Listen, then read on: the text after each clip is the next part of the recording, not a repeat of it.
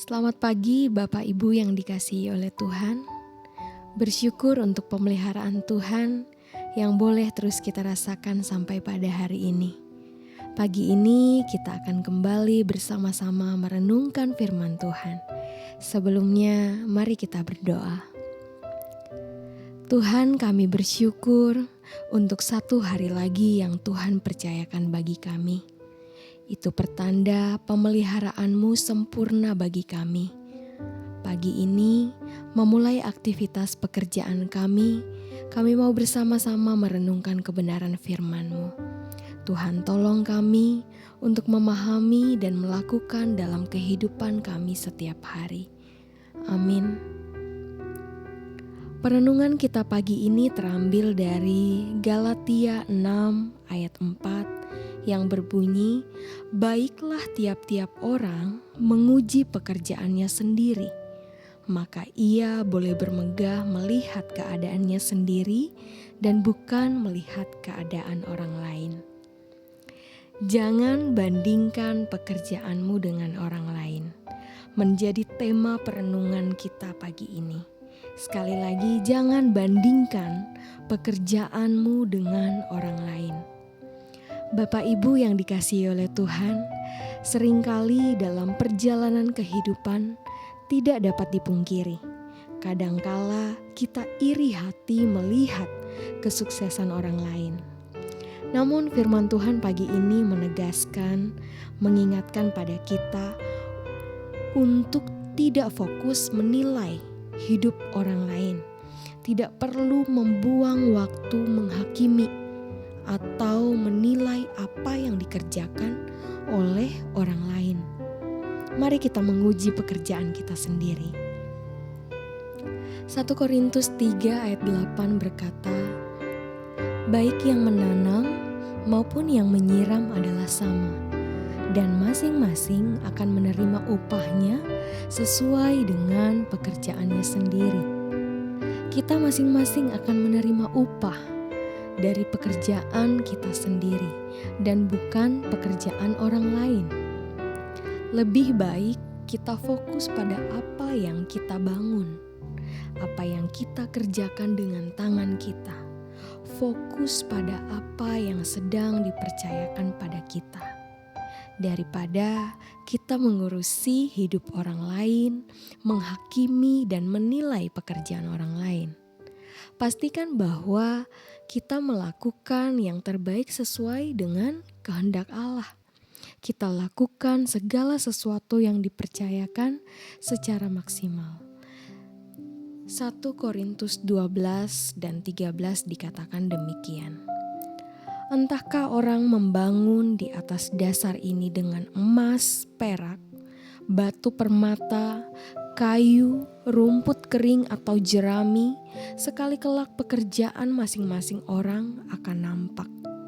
Karena hari Tuhan akan menyatakannya. Sebab ia akan nampak dengan api dan bagaimana pekerjaan masing-masing akan diuji oleh api." Ayat 14, "Jika pekerjaan yang dibangun seseorang tahan uji, ia akan mendapat upah."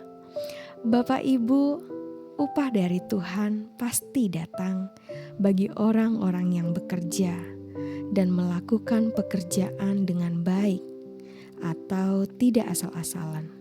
Pekerjaan kita masing-masing, entahkah kita bangun dengan nilai-nilai yang benar, kita kerjakan dengan sepenuh hati, atau sebaliknya kita bangun di atas kebohongan, atau di atas kemalasan, atau di atas kepentingan diri sendiri, semuanya itu akan diuji. Semuanya akan terbukti pada hari Tuhan. Dan kita semua masing-masing harus mempertanggungjawabkan kepada Tuhan. Kalau pekerjaan kita tahan uji, firman Tuhan katakan kita akan mendapat upah. Seorang CEO dari sebuah perusahaan hendak merintis usaha baru di kota lain, sehingga perusahaan sebelumnya harus ditutup. karena peluang usaha di tempat tersebut semakin merosot. Sebelum perusahaan tersebut ditutup, ia meminta 2 orang karyawannya untuk membangun rumah di 2 lokasi yang berbeda, dengan deadline waktu yang sudah ditentukan dan biaya pembangunan rumah akan ditanggung olehnya. Setelah dikabari, karyawan A segera bergegas menyiapkan segala sesuatunya. Ia langsung ke toko bangunan dan memilih bahan-bahan berkualitas. Dan setiap harinya, ia bersama orang upahannya mengerjakan bangunan tersebut.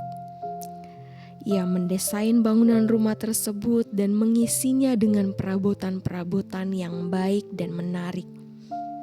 Sedangkan karyawan B menunda pembangunan rumah tersebut hingga deadline waktunya sudah dekat, lalu ia mulai mengerjakan secara tergesa-gesa sehingga hasilnya tidak maksimal. Bangunannya terlihat sangat kecil, belum selesai, dan ia sama sekali belum mempersiapkan perabotannya, sehingga rumah itu sangat kosong. Tidak ada satupun perabotan di dalam rumah tersebut. Tibalah waktunya sang CEO memanggil keduanya dan hendak menyampaikan kabar penting bagi mereka. Sudahkah kalian membangun rumah yang saya minta? Kalian berdua adalah karyawan saya yang sudah hampir 31 tahun bekerja denganku. Untuk itu, sebagai persembahan terakhir saya menghadiahkan rumah itu untuk kalian. Betapa bahagianya karyawan A. Ia bersyukur, ia bersuka cita karena ia membangun rumah tersebut dengan sempurna. Dan sebaliknya betapa sedih dan menyesalnya karyawan B. Ilustrasi di atas mengingatkan kita bahwa setiap orang pasti akan menerima upah sesuai apa yang sudah dikerjakannya. Orang yang dipromosi pastilah orang-orang yang mampu mengerjakan lebih. Dia mampu bekerja lebih banyak dengan keseriusan dan kesungguhan hati, sehingga ia terus diangkat dan terus diberikan pekerjaan atau sesuatu yang lebih besar. Bapak Ibu, bagaimana dengan kita saat ini?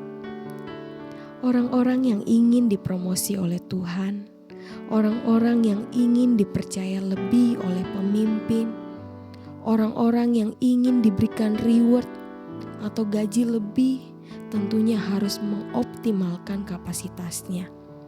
Tidak hanya sekedar melakukan kewajiban, tetapi harus terpacu untuk berkembang, terus mengeksplor diri. Harus berani membuat standar-standar atau target-target baru yang belum dikerjakan sebelumnya. Dan berani mengerjakannya 2 kali lipat lebih baik dari sebelumnya. Fokuslah bangun apa yang ada di tangan kita saat ini. Fokuslah pada pekerjaan yang dipercayakan saat ini. Bangunlah pekerjaanmu di atas nilai-nilai yang benar, dalam rasa takut dan penyerahan total kepada Allah. Promosi itu pasti akan datang. Upah itu Tuhan sudah sediakan dalam waktunya yang tepat. Amin untuk kebenaran firman Tuhan. Tuhan Yesus memberkati. Mari kita berdoa.